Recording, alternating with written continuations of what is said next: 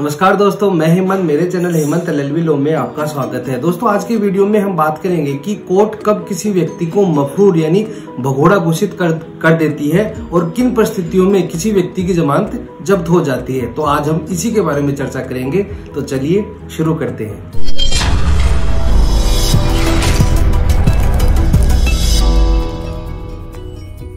दोस्तों मान लीजिए कोई आपराधिक मामला है और उसमें मुलजिम जमानत पर बाहर है। तो दोस्तों मैं आपको बता दूं कि जब चालान पेश किया जाता है तब मुलजिम को हर पेशी पर आना बहुत ही अनिवार्य है, मैंडेटरी है। चालान पेश होने के बाद दोस्तों उसमें चार्ज लगाया जाता है, उसमें गवाह बुलाए जाते हैं। दोस्तों CRPC में यह प्रावधान दिया गया है कि वह कुछ ही तारीख को मिस कर सकता है, बाकी पेशियों पर उसे कोर्ट में जाना ही पड़ेगा। दोस्तों मुलजिम 5 या 7 तारीख तक लगातार पेशी पर नहीं जाता है या कोर्ट में अपीयर नहीं होता है तो जो आपने वकील किया है उसके द्वारा जो हाजिरी माफी की दरखास्त दी जाती है उसे कोर्ट के द्वारा स्वीकार नहीं किया जाएगा और आपकी जो बेल जंप है उसे जमानत जब्त कर दी जाएगी। और दोस्तों मैं आपको बता दूं कि अगर आपको सूचना मिल जाती है या आपके वकील के द्वारा आपको सूचना मिल जाती है कि आपके खिलाफ वारंट जारी किए गए हैं तो आप कोर्ट में भी पेश होकर या हाजिर होकर अपनी जमानत करवा सकते हैं।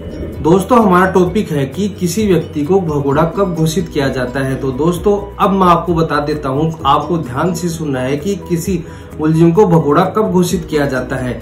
दोस्तों अगर कोई व्यक्ति लगातार पेशी पर नहीं आ रहा है तो कोर्ट के द्वारा उसकी बेल जब्त कर दी जाती है यानी जमानत जब्त कर दी जाती है और उसके अरेस्ट वारंट जारी कर दिए जाते हैं। और जब पुलिस उसके घर पे या उसके एड्रेस पे जाती है उस वारंट को लेके और वहां पर वह नहीं मिलता है, दोस्तों ध्यान से सुना कि अब किस तरह से उसे भगोड़ा घोषित कर दिया जाता है। दोस्तों जब किसी पुलिस अधिकारी के द्वारा वारंट लेके जाया जाता है तो उसके मफरूरी के बयान करवाए जाते हैं।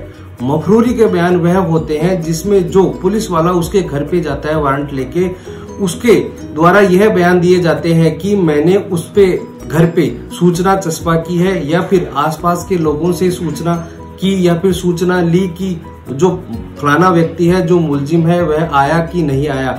दोस्तों ये जितने भी सारे बयान हैं कोर्ट के द्वारा उस पुलिस वाले के बयान लिए जाते हैं और सारे बयान होने के बाद उस जो मुलजिम है उस व्यक्ति को मफरूर यानी भगोड़ा घोषित कर दिया जाता है। अब दोस्तों यह होता है कि इस मामले में स्टे लग जाता है। कहने का मतलब ये है कि जो फाइल चल रही है और उसमें 3 और 4 मुलजिम है और एक मुलजिम फरार है, भगोड़ा है या फिर उसे मफरूर घोषित कर दिया जाता है, वहां तक उसकी कार्रवाई पर स्टे लग जाता है यानी कि स्टॉप लग जाता है और इसके बाद जो बाकी मुलजिम है उनकी कार्रवाई चलती रहती है।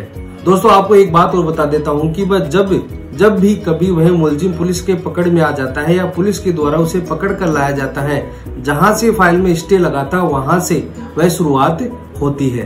दोस्तों इनके अलावा कुछ मामले होते हैं रिकवरी के, 125 के, भरण पोषण के। यदि कोर्ट के द्वारा किसी मामले में राशि तय कर दी जाती है और उसे चुकाने के लिए पति कोर्ट में नहीं आ रहा है तो उसके खिलाफ वसूली वारंट जारी किए जाते हैं। बार बार वारंट जारी करने के बाद भी अगर वह नहीं आता है तो उसे भी मफरूर घोषित कर दिया जाएगा।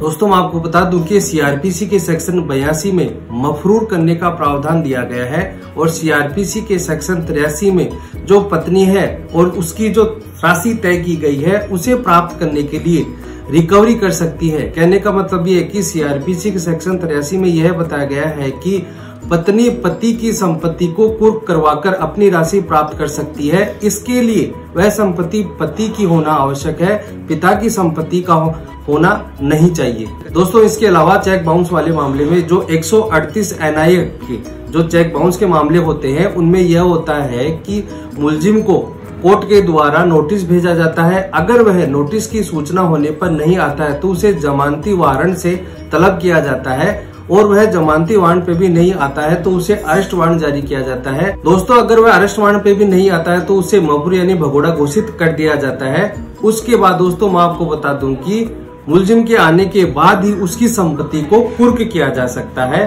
पहले नहीं किया जा सकता है। अब दोस्तों आप ध्यान से सुनना, क्रिमिनल मामले में जिस व्यक्ति को मफरूर घोषित किया गया था या फिर जिस व्यक्ति ने उसकी जमानत ली थी सारी जिम्मेदारी उस जमानती की हो जाती है या जिस व्यक्ति ने जमानत ली थी उस व्यक्ति की सारी जिम्मेदारी हो जाती है।